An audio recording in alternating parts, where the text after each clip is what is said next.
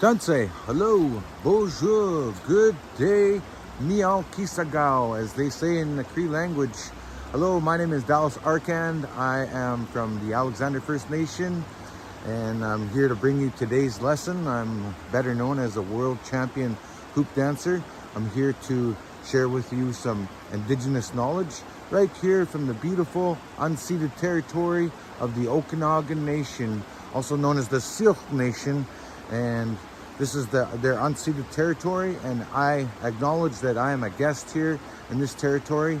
Today I'm shooting from the beautiful Mission Creek waterways, and what a beautiful place for me to shoot and share some indigenous knowledge for you and for the generations to come. So welcome and come on in. Today I'm gonna share 10 hoops, and previous lessons I've shared 1 through 9, and I'm basically sharing my whole 13 hoop routine as a way to pay it forward and share the knowledge with generations to come. So anyways, let's get right to it. So 10 hoops, there's a lot you could do with 10 hoops. Just to mention, like, leading up to 10 hoops, there's a lot of different moves or ways you can go about doing a routine, and I'm just showing you the basics and the fundamentals of 10. So I'm gonna get right into it with some 10 hoop moves.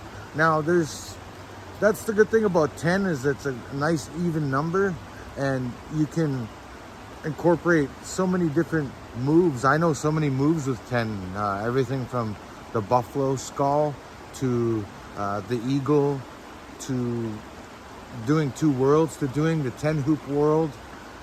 And the list just goes on. I can do a ton of different things. So I'm going to show you guys a few things that you can do with 10 hoops, and we're just going to get right into it. All right, so first things first, remember this is a hoop dance.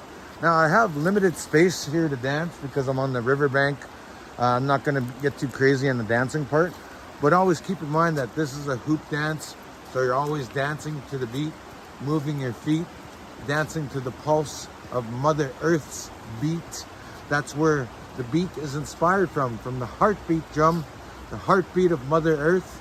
And that's really what's important to us as indigenous people. Also, my indigenous name, I'll say it in the Cree language, Nisigason Nimito Pasqua Mostos Napio. My name is Dancing Buffalo Man, and that's why I have this beadwork symbol that I'm wearing today. I'm not wearing my outfit because this is just a hoop dance lesson. I'm not really dancing for you or doing a performance, but typically I'd wear the full regalia and show you that way. But today it's just a special treat just for you guys. Okay, so first things first, 10 hoops. Okay, so I'm gonna break it down nice and simple for you. So I'm gonna do the eagle formation, but with the chest hoops that a lot of hoop dancers, I've never really seen too many do this formation, where you do the chest hoops to make it look more full and complete rather than doing it without it. So I'm gonna show you my version, and it goes a little something like this. So we're gonna start off with 4 hoops across the chest like that, kind of like we did in lesson 6 and lesson 8, but we're not doing that crisscross design where it goes all the way up. So from here, I'm just gonna put this one over like I'm just doing the little baby eagle. So that's what we're gonna start off with, that baby eagle formation. But now we have the chest hoops, which, like I said before, makes it more full. Now I'm not gonna be able to talk very much when I get this hoop in my mouth. Remember what I said in a previous lesson, that this is part of our commitment as hoop dancers. When we put this hoop in their mouth, some people may not want to do it because some people might think it's unsanitary, but I'm an artist, I don't care. It's the sacrifice I make for my art. And I haven't had any cold sores on my lips in years. So there you go, just to reassure you. So I'm gonna put this in my mouth. I won't be able to talk, but I'm gonna show you the movements now. Remember these ones? There's 2 different ways we're gonna do this. So we'll do the fanned out version, and then we're gonna do the locked in version. So the fanned out version, again, you gotta take your hands and use your pinky and your pointer and go like this and separate the hoops like so. And you should be able to hold the hoops like that. So again, your you hold two hoops like this and you separate them with your pinky and your pointer finger, and you just hold them like that, just like that. Okay, so I'm gonna put this in my mouth now and let the hoops do the talking from here on in. So here's the mouth part, and here's the wings.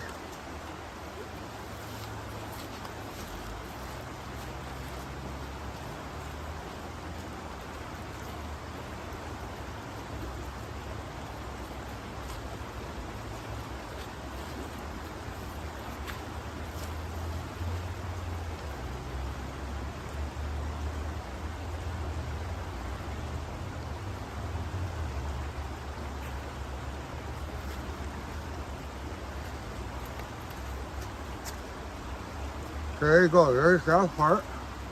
Then I'm gonna take these and lock them in like that and set them up, okay? Then we got this version.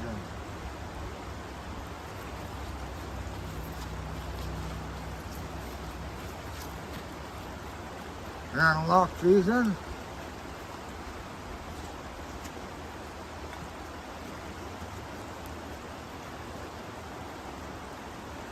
And then now we're gonna make the another type of world, but it's more like a basket type. So that's where I take all the hoops off. And this is one version of the 10 hoop world. And it's just like a big ball of hoops. You got those two hoops that are trapped in the middle there. And so that's the 10 hoop world that I just showed you. So there you go, there's the version of the eagle. I just showed you two different denominations where you do cross over the chest, and that makes it look more full. And then you have the hoops fanned out at the end, which gives it that nice full complete look, like the upper part of your body is like an eagle, and it looks really great like that. I must say that it turned out really great. And that's the thing about hoop dancing, is that you can turn one move into another and transition, and you're constantly shape-shifting from one move to the next, and you're just that constant movement, that constant flow. And that's the thing about hoop dancing, is that you're becoming these things, you're morphing, you're changing, you're evolving. It's part of the evolution of what the hoop dance is that a constant evolution where you're part of the evolution of nature, and how nature grows, and how the seasons change, and how the animals change, and the insects, the birds, their behaviors, everything. It always changes with the seasons, and that could be found within us as well as human beings. And that's part of the things that I share in my book, is that a lot of these things are a part of life and the universe, and how we all evolve within ourselves. And that's what I show in the hoop dance, and that's really what the hoop dance is about in our culture. It's in revitalization mode nowadays, now that we're in the era of reconciliation. As I stated before, I never really grew up knowing my culture, but I'm learning a lot as I go along. So I just want to share that with you, and share that as part of this lesson. Okay, here we go. I'm gonna pull this apart now. And it just kind of easily pulls apart like that. You always have one bent hoop, and that's the one from the shoulder. That's just from my shoulders from the force. But that's why we use these plastic hoops, is because they could be easily bent back into shape. Now with wooden hoops, you wouldn't really be able to do that. You would have to kind of figure out how to do it without it. Like I've never really seen anybody use wooden hoops, not more than 5. But this is the new style of hoop dance, and like I said, it's an evolution. We use these modern materials in hoop dance to make what the hoop dance is today. So I just wanted to share that with you, and that bit of information. All right, so the next thing I'm going to show you is, I like to call this move the moose, because to me it feels like I'm like a big as a moose, the way that it stretches out. And the way that I piece it together, like to you it may not look like a moose, it may look like a dragon, or it may look like something different. I don't know, I can't think of anything else. A bear maybe, but to me it's a moose. I'm doing the moose formation, because I have these big hoops. The hoops are spread out at the end of it like moose antlers, and then I have the big body of it, which to me is a moose in my eyes. And that's what, remember in previous lessons, I mentioned that some of the moves I have names for, some of them I don't. And that's okay, because some things in the world we know and in the universe, and then some things we don't. They're yet to be discovered. So that's my point about that. So with this next move, this is my own signature move. This is a move that I came up with a long time ago. I don't do this in my 13 hoop routine. I usually do this when I do the 20 hoop routine, or if I freestyle. So with my 13 hoop routine, it's very different. It's very set in certain moves, and choreography is set to transition, right? It's about the transitions, and that's how I choreographed it together. And I don't do all the moves that I know. I only do the ones that fit and flow best with that particular routine. Okay, so this is kind of a specialty move. This is my own move. I've never seen any other hoop dancer do this move, so this is my own version of the moose. So first things first, 6 on this side and 4 on this side, okay? So from here, I'm gonna step into these 6, then I'm gonna drop the inside hoop right here, then I'm gonna lock it in with my foot. This one kind of can hurt your shin bone if you put it in the wrong spot. But I'm gonna step back a bit so I can spread it out and show you. So I got very limited space here, but I wanted to shoot by the river today just because of the sound of the water and the sheer beauty of the river, and just amazing. This is one of Mother Earth's arteries, as we say in our culture. So anyways, I'm gonna drop these 2 hoops right here. These 2 hoops, they drop forward, and then what I do is I grab the top hoop that's sitting on top, and I pull it back, then it sits there. And then right here, now I've put my leg inside of this middle hoop here, and I'm gonna add one of these hoops right here and place it over this hoop. Now you can see it's starting to form. It's starting to look big, bigger and bigger. It's growing, okay? So here's the next part. I pull this to one side and this to one side, and then I make sure there's a center hoop. So now you can see it's kind of taking shape.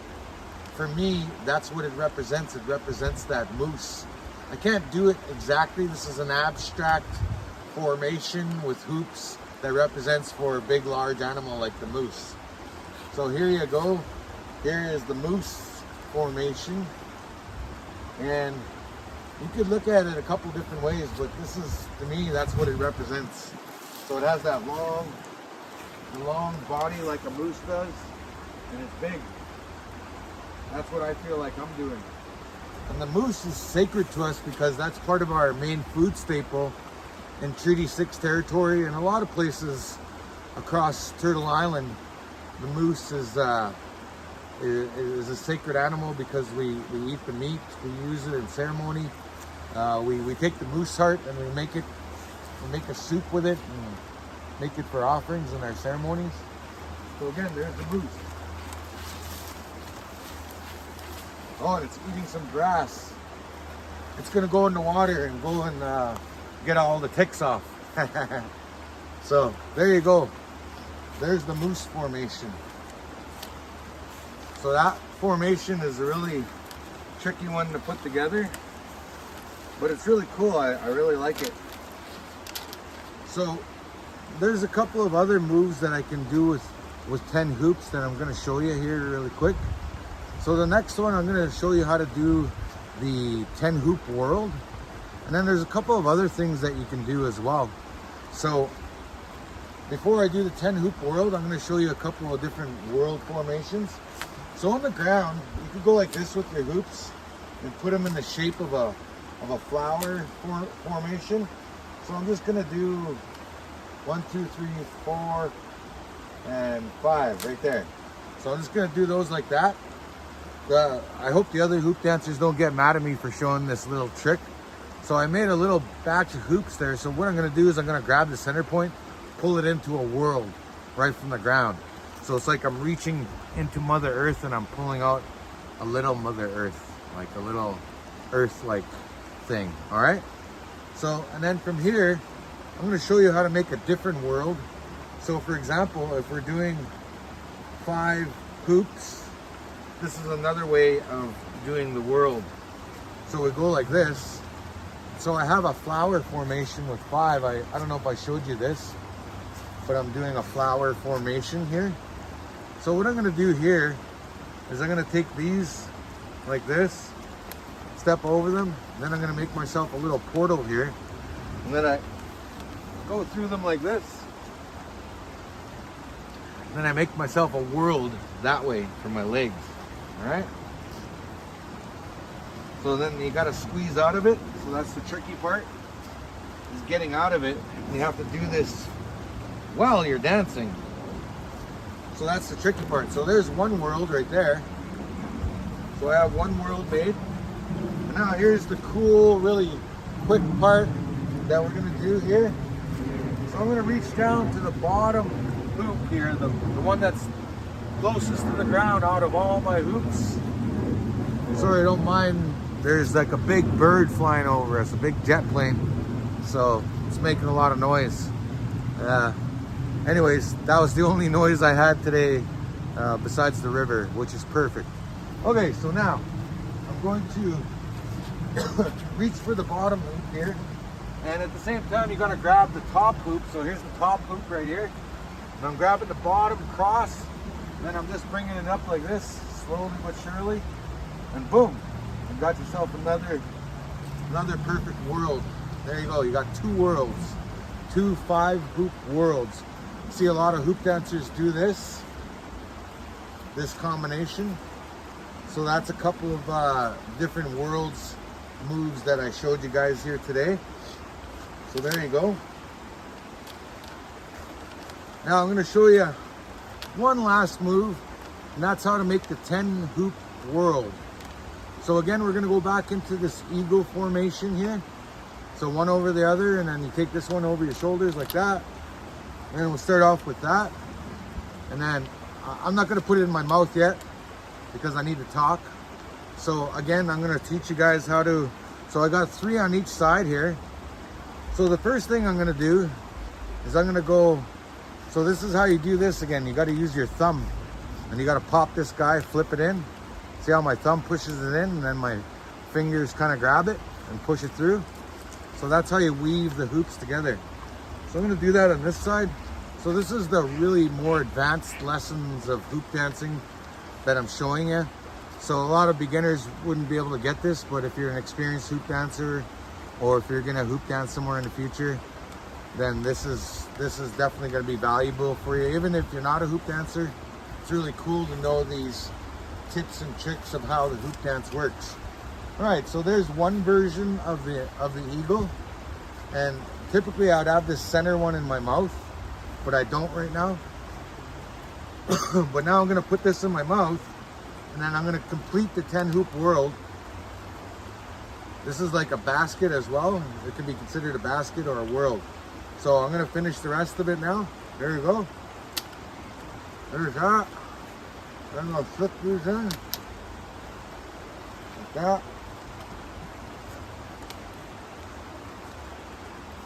All right, there we go.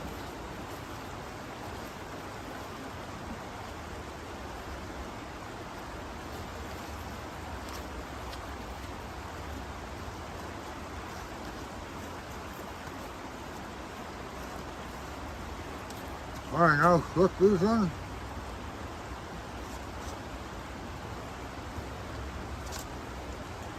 Like that. Fold them in. And there we go. So now we have the complete 10 hoops all the way around. And there you go. And that's how the 10 hoop world is made. And look at how perfectly placed those hoops are. And in a way, this is like a basket, right? You could put stuff into your basket. Or like I said before, you can put a smaller world inside of it, and it's like an eagle's nest. So there's a lot of different interpretations that you can use for this particular design.